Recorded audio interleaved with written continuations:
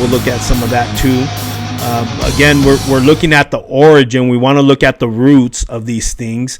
And so to do that, you have to go back into, usually the book of Genesis. So many things start there. And there's this particular character known as Nimrod. Now, he was the ruler of that city and that effort that originated in Babel, which would eventually be Babylon. Okay, he had an empire, a kingdom, a dynasty. Those are different interchangeable words. Basically, he had a dominion over those people and over the world in a very real sense. It was, and I put NWO for New World Order. That's a common term that you might have heard of. I'm sure that you probably have heard of that, but I'm saying it as if it happened back then. It was an actual New World Order then as well. And the reason why I say that is because God's order was something that he instructed the people to do, but instead they chose to conspire and make their own world order, right? A new world order. So let's look at a couple of these things here. Nimrod, hold on one second here. Okay, so it says in Genesis 10:8 and through 12, it says, Cush begot Nimrod. He began to be a mighty one on the earth. He was a mighty hunter before the Lord. Therefore it was said, like Nimrod, the mighty hunter before the Lord. And the beginning of his kingdom was Babel, just like we said, Erech, Akkad, and Calneh in the land of Shinar. Now here's the thing that I want you to see here. Those are other parts of his kingdom, those other cities, but Babel is where they started to build that tower. And so that one's a little bit more significant. And because God links it in the last book in Revelation, and that judgment on the harlot, he links it back to this particular place where they started this. Okay. Now it says the beginning of his kingdom. And I always go, wait, what? His kingdom? This is the first kingdom you could say to oppose God, aside if you took out Satan's kingdom that he led the rebellion, but on the earth, now all of a sudden he has his own kingdoms, or his own kingdom with all these different cities and places and so forth. And we knew what they were doing. We already read that. It says in verse 12, there's a principal city there in some of these: Nineveh, Rehoboth, Ir, Kala, Assyria. The land went to Assyria, it says. From that land he went to Assyria. So you see that he was progressively adding to his kingdom. And that's kind of the point. Now, the description of him as a mighty hunter, that's going to come into play a little bit later as we go through this information, but we'll leave it there for now. Now, in Genesis 11:1-4, it says the whole earth had the one language, right? We already read this verse. And I want you to understand that during that time, and you can find out a lot of more information, that if you read the story, and you realize God came down and he confused the language. And that's how we ended up with so many other languages. Okay. Now the story is something like this, and you would have to read some history books and some research papers maybe, and even just do an extra study. You would start to learn a lot of what happened at that time. There's also extra biblical, and these are the ones I would advise because the Bible says, or rather refers to these books. But the book of Enoch is a great book, Jasher, to understand what exactly was happening at that time. Okay, and so I'm gonna give you this first one over here. And this is a book that I've read, and I periodically will read excerpts from it. But it's called The Giza Discovery from an author named Peter Goodgame. It says he's done a masterful job of laying the foundation of who this guy was to the ancient world. That's Nimrod that he's referring to. It says, and who he will be in the days ahead. The Bible calls him Nimrod, but to the ancients he was known as Gilgamesh, Baal, Melkart, Adonis, Eshmun, Dionysus, Bacchus, Orion, Mithra, Apollo, Ra, Tammuz, Osiris. I mean, this is amazing. This one right here is a real eye opener, because some of you, especially if you've had a little bit of college and done some history class in college, you've heard of some of these guys like Gilgamesh. So many of these names are familiar if you've studied some of the mythology. Osiris, Apollo. I mean, these are names that are associated for good reason. And these are part of what's going to wake you up if you haven't heard this stuff before. But think about this, and what he's saying in his research, the author here, is that these names are all the same person. That right there should be an eye opener.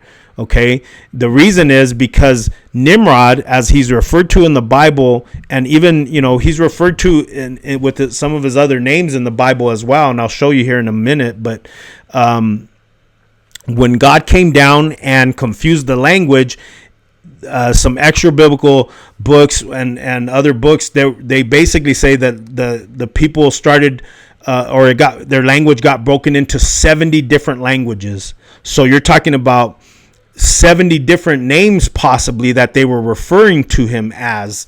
Okay, and as he continued, now he's got, let's just say, 70 names. I mean, that's amazing right there. That right there is the reason it's a labyrinth.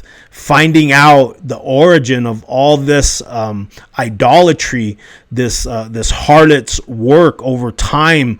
It was on purpose made confused by God for them, but they've been purposely trying to bring it back together under that one world, that same one world government or new world order. So you want to look at the things. If you read about any of these characters, start to look at what's common in their stories, and you're going to start to see the picture get a lot more clear. Okay. Now looking in Revelation chapter 9 and verse 11, it says, the Lord is revealing this to the apostle, and he says this, it says, they had a king over them, which is the angel of the bottomless pit. Angel could be messenger of the bottomless pit, whose name in the Hebrew tongue is Abaddon, but in the Greek tongue hath his name Apollyon. Now think about this for a moment, because here the Lord is telling you a character's name, a very significant character, and his name, but not just his name biblically, but he's also giving you his name in different languages. That right there should key you in. It'd be like, okay, so Lord, you want me to know who he is by the Greek language, by the Hebrew language, and by noticing him in the Bible. It's like, okay, if you go in there and research it, and I always think that, hey man, if I would have taken that verse years ago, I could have found this out years ago. I would have started to realize who this character is.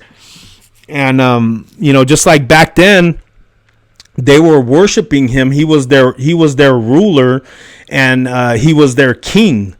And so I'm going to tell you right now that that's the same person that they are worshiping today.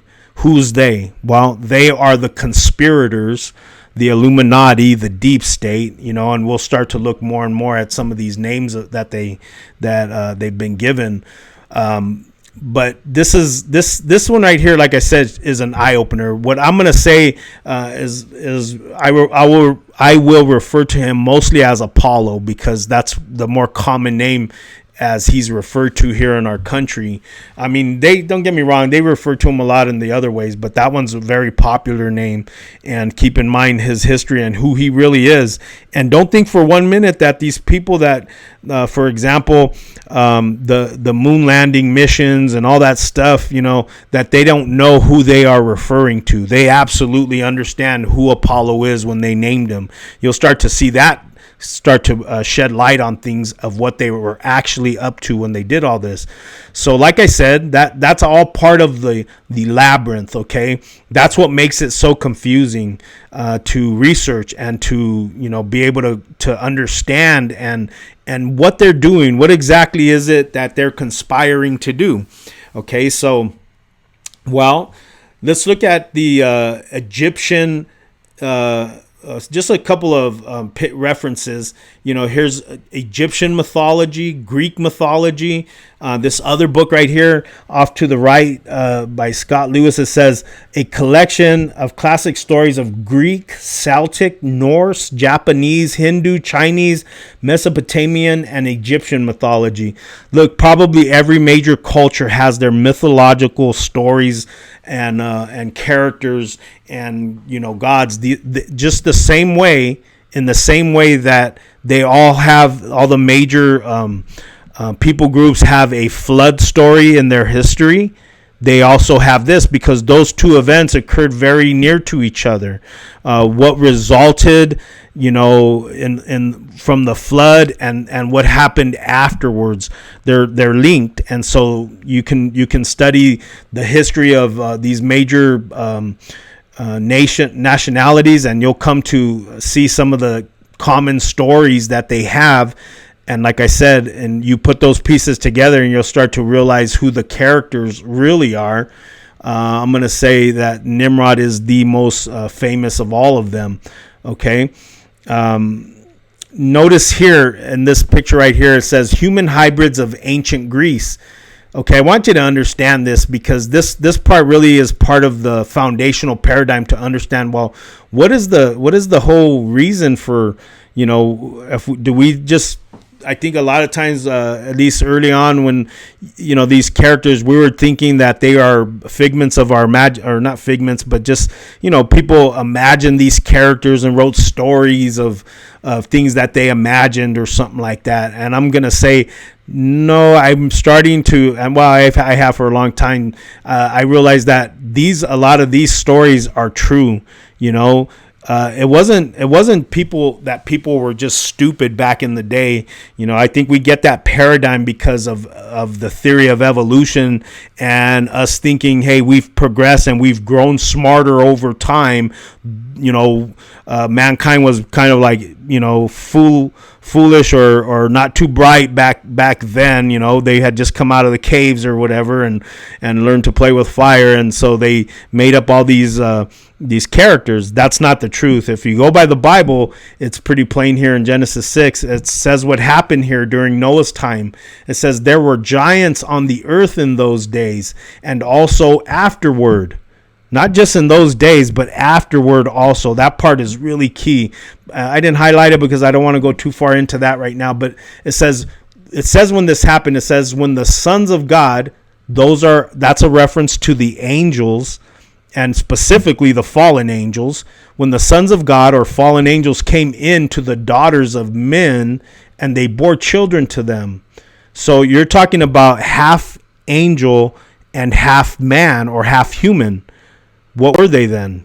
Just like it says over there, human hybrids. They were hybrids. It says those were the mighty men who were of old, men of renown. In other words, they were famous. This is Bible right here, telling you where these characters originated from. Those are the stories. And I wouldn't be. I believe that there was probably some exaggeration and different things like that. But I do believe that a lot of these characters actually existed. I mean, the centaur. In fact, there's some of the references to some of these characters in the Bible, these hybrids.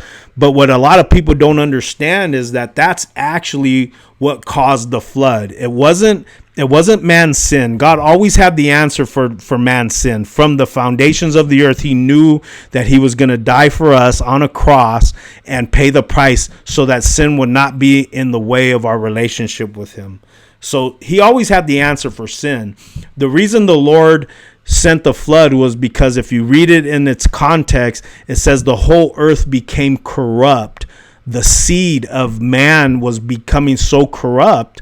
The DNA of Noah was pure. It says he was found perfect in his generations, which had to do with his DNA. And so unlike these other characters, were being polluted by angelic DNA. Now that's a whole another topic, and that alone could take a big chunk of teaching and time for teaching all that, and that's not where I'm going with it. I'll let you go ahead and do the research yourself, but read these chapters in their context with that paradigm, and you'll start to see the truth behind it, okay? So, but let's go ahead and move on. Those are the men of old, men of renown. They were famous, in other words. So now you're seeing these pieces being put together, or these dots are starting to connect, and remember, let's keep in mind that we're associating this with the harlot, because that's where it originated in Babylon, or Babel, with that character Nimrod. All the things it referred to, the fornications that she committed, the drunkenness that she gave to others, and how she was drunk on the blood of the saints. Okay. Now, these couple references are for the book of Daniel, or rather come from the book of Daniel, and it talks about the empires. When God gives a description to Daniel, he gives them the description of these empires, and it translates.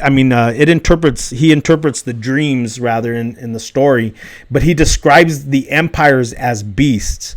So when we talk about this harlot up here riding the beast, this beast is actually empires. They're empires. In fact, Daniel lists 4 of them right here, and Nebuchadnezzar has a dream of a statue that also is referring to those same 4 empires, and that's over here, same picture, right? Those empires were Babylon, Persia, Greece, Rome, and then right here it says a divided Rome, but it's really Rome in as it's gone out through time, since Jesus' time and up into our time, and how it's existed. They call it revived, but the reality is it's never changed. I shouldn't say changed. It's never dissolved. It actually fractured or broke into pieces, and that's why that's hard to recognize. The beast is hard to recognize because it was broken into pieces. The other 2 were the ones before Babylon,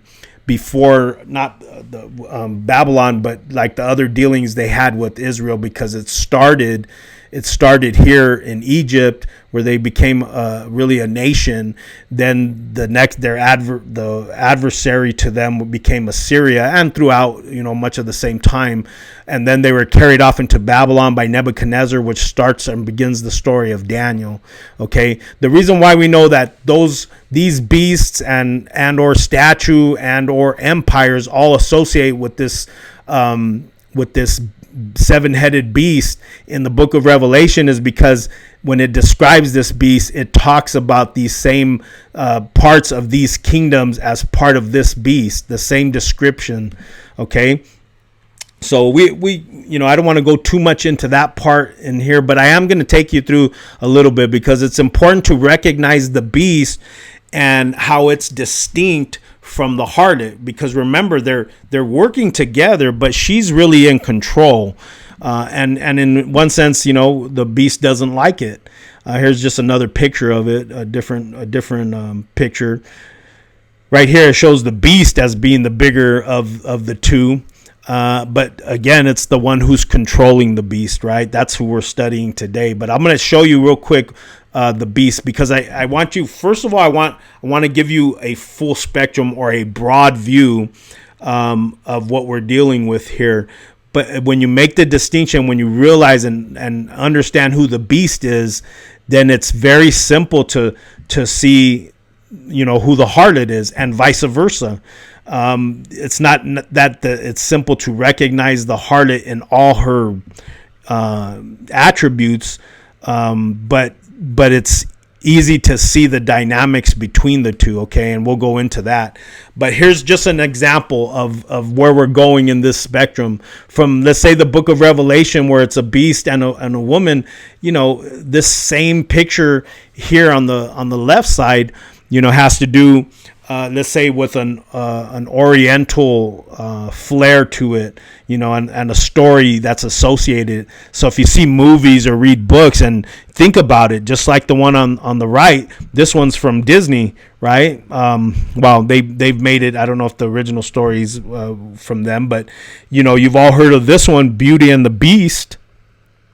And that now you understand. It's like, what is the real significance? Why would anybody, I mean, I can't think of anybody that would want their daughter to marry a beast, a part animal, a hybrid, right? But yet, we're giving this to our kids to watch and keep, in their subconscious, even if they're not, totally, digging the story or something like that. The enemy is actually planting the seed for the relationship between the harlot and the beast. So we're gonna examine them separately. Look at the different references to that same picture.